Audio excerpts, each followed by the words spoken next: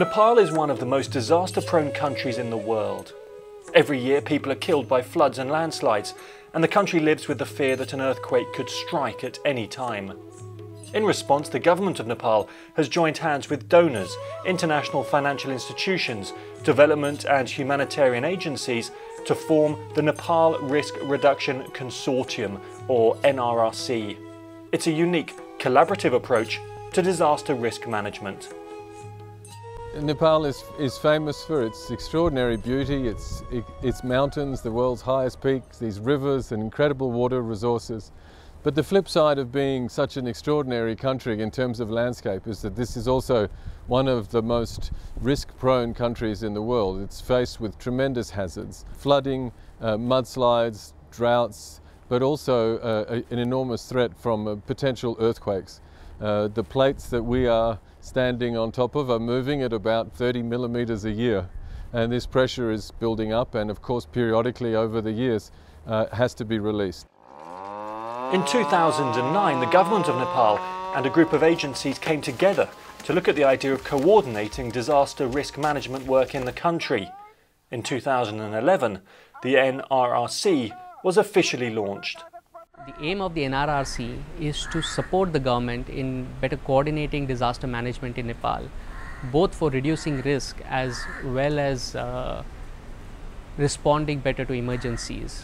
The idea can be seen that the different jigsaw pieces that many agencies were working on can be brought together to create a comprehensive picture towards strengthening overall disaster management in the country. Some priorities were fixed. Within these priorities, there were 5 priorities were made. One is first what we call this flagship programs. So one is school and hospital safety, number 1. Number 2 is emergency preparedness. Number 3, flood management. Number 4, community-based disaster risk management. And 5th is policy and institutional development for the disaster. A consortium partner has volunteered to coordinate each of these flagship areas, working in tandem with a government department. Together they're able to identify where there are gaps in coverage and can help direct resources accordingly. The coordinating agencies aren't obliged to fund their respective flagships and can support any of the 5 priority areas. International experience has shown that in order to maximise the use of resources when you're preparing for a major disaster, it's very important that donors and international community work closely together. And that what this consortium allows is for those resources to be much more effectively used so that you prevent duplication of effort. Australia is a signatory to the Hyogo Framework for Action, which outlines the importance of risk reduction internationally in development and humanitarian programs. And so the Nepal Risk Reduction Consortium is a brilliant realisation of the principles of Hyogo and how government leadership can be realised through coordination of development partners to realise disaster risk reduction in the country. Many different groups, including government agencies, international and Nepali NGOs, implement work in each of the priority areas. The idea of the NRRC is to make sure that this work is compatible, coordinated and of the same high standard.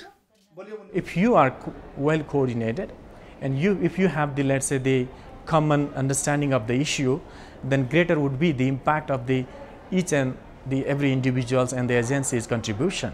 So we can never say no to this coordination issue, and this is a must. And then there the NRRC is playing a very vital role, linking the government, the UN, INGOs and the civil society.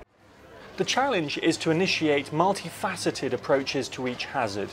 Making schools safer, for example, can involve physical improvements to the school buildings, public information classes, emergency drills for teachers and pupils, and curriculum development on risk management.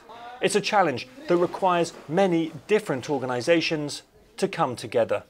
The risk is very high and it demands special attention on the part of the key players, and it demands organized approaches for reducing the risk. It's a huge task, but doable task. It's a huge challenge, but it can be met.